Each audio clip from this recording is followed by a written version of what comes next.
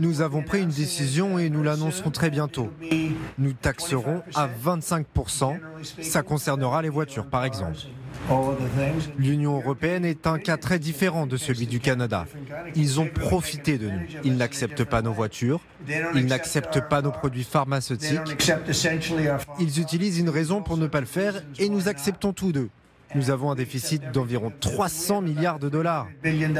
J'aime les pays d'Europe. Je suppose même que j'en suis originaire depuis longtemps, indirectement. Encore une fois, j'aime les pays européens. Je les aime franchement. Ils sont tous différents.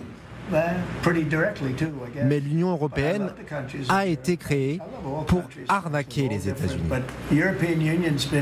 L'Union européenne a été créée pour arnaquer les États-Unis. C'est son but et ils ont fait du bon travail. Mais maintenant, je suis président.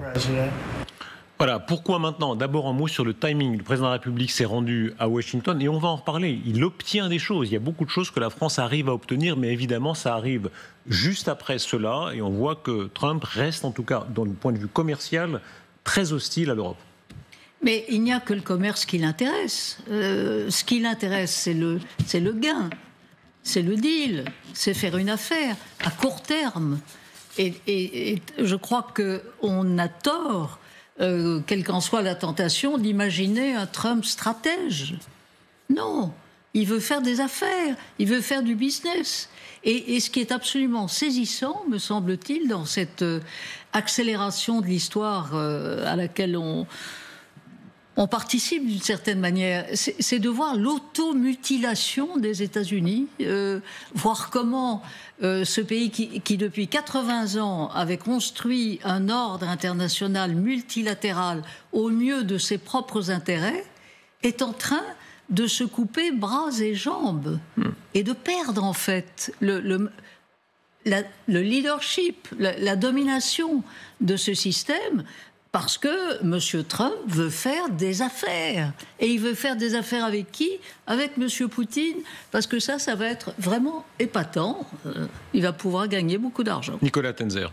Alors, je suis d'abord entièrement d'accord avec ce que Christine Ockrent vient de dire. C'est-à-dire qu'il y a...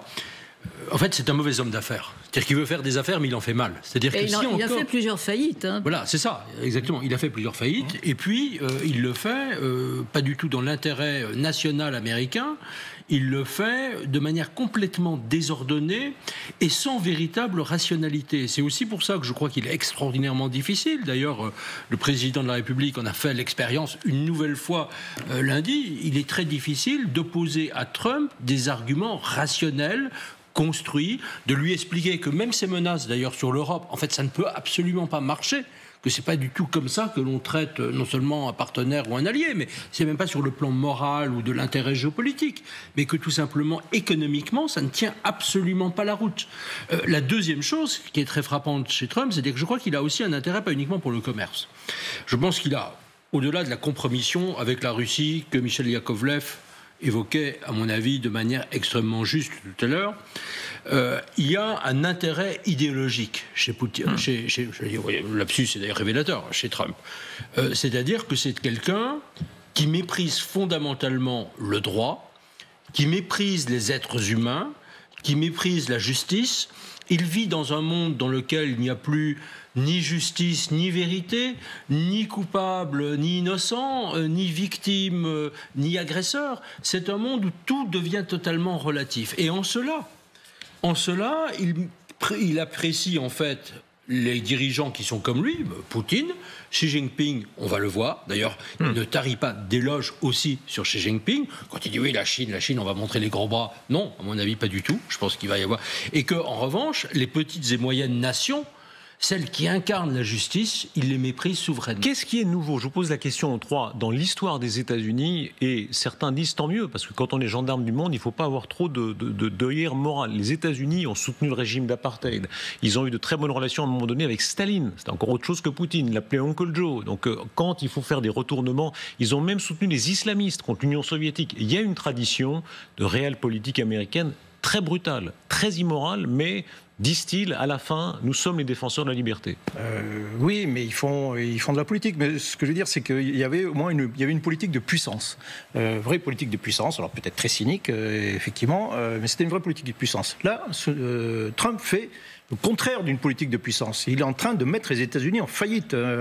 Et effectivement, il me fait penser à... Vous allez vite en besogne, pardon. Attendez. Non, moi, je regardais les chiffres actuels, alors peut-être, je pense que vers Madame Soleil, pour l'instant...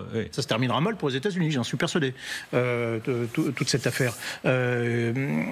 Et donc, oui, il se comporte comme ces fonds de pension qui imposaient à des rendements immédiats, rapides à des entreprises qui, pour produire ces rendements, faire monter les actions, étaient obligés, au bout du compte, de taper dans le budget de fonctionnement, de virer des gens, etc., etc. Là, il est en train, pour gagner du pognon à court terme, il est en train de casser les relations avec les alliés, il est en train de casser la crédibilité des Américains auprès des alliés, il est en train, même à l'intérieur de ces instruments, ils sont en train, par épuration ou par mesure d'économie, ils sont en train de casser leur propre instrument de puissance. Mais pardon, est-ce qu'on est si sûr de ça? Regardez ce qui s'est passé cette semaine. Le président de la République, avec raison, et d'ailleurs il est très loué, notamment par la presse anglo-saxonne, qui dit qu'il a bien joué. Va aux États-Unis. On ne rompt pas du tout pour autant avec les États-Unis. On est forcé d'accompagner le mouvement. Il reste nos alliés et des compromis. On n'accompagne pas le mouvement, on réagit. On ne va pas... Ça ne sert à rien de partir sur de grands discours moralisateurs ou de rappeler qu'une grande puissance comme les États-Unis ont manié l'hypocrisie, mais en même temps, cette espèce d'idée de l'exceptionnalisme américain. The beacon on the hill, le phare sur la colline, la Bible, tout ce qu'on veut. Cette prière, véritablement, pardon, mais c'est assez obscène quand on connaît les mœurs de M. Trump. Cette parenthèse mise à part. Est-ce que, pardon, puisque vous dites ça, pardon de vous interrompre, parenthèse là-dessus, est-ce que ça n'est pas révélateur? Allez-y. Vous dites, oui, une grande puissance soutient l'apartheid, l'hypocrisie, d'accord. Mais il y avait cette idée fondatrice, depuis la constitution même des États fédérés d'Amérique du Nord, cette idée de l'exceptionnalisme américain. Cette idée que l'Amérique devait éclairer le monde, les États-Unis devaient éclairer le monde. C'est fini. Et encore une fois, je rejoins à la fois Nicolas et Michel Goya, cette idée, il est en train d'affaiblir. Christine, vous dites ça, et en même temps, regardez cette image. Cette image, le président de la République française sait très bien que le sort de l'Europe se joue en partie là, et c'était très important que la France soit là et obtienne un certain nombre de choses. Et demain, ce sera le cas du Premier ministre britannique. Et vendredi, ce sera le cas du président Zelensky qui, avec un courage absolu, a dit « Moi, j'y vais, je vais signer ce traité sur les ressources naturelles de mon pays, avec l'ironie, soit dit en passant, que l'essentiel de ces fameuses terres rares, du lithium, etc., sont dans le Donbass, c'est-à-dire pour le moment sous occupation, j'allais dire soviétique, mais enfin russe. Et donc toute cette idée, les Européens réagissent. Ils ne vont pas baiser la babouche de M. Trump. Et c'est d'ailleurs ce qu'Emmanuel Macron, avec succès, a réussi à faire lundi. Je pense effectivement que, le président de la République, de même que le Premier ministre britannique Keir Starmer, ont raison, bien sûr, de parler à Donald Trump. S'ils peuvent avoir même une chance sur 1000 de réussir sur un point donné, d'obtenir quelque chose, ils ont raison de discuter. C'est plus une chance sur 1000. Le président de la République a réussi notamment sur la question des troupes de maintien de la paix à obtenir un certain nombre de choses du président. Et là, non, pas vraiment. Attendez. Non, pour l'instant, rien n'est fait. Rien n'est fait. Et même si Trump a dit une chose un jour, le lendemain, il peut dire autre chose, et le troisième jour, encore quelque chose de complètement différent. Donc, pour l'instant, d'ailleurs, je ne vois pas le texte quelconque d'un accord. Je vois plutôt un Trump qui maintient sa position, qui est toujours, effectivement, dans la complicité totale avec le pouvoir criminel russe. Donc, il n'y a absolument rien qui a été aujourd'hui conclu. Et même d'ailleurs le président Zelensky, qui est assez adroit, effectivement, on va voir effectivement ce qui va donner cet accord.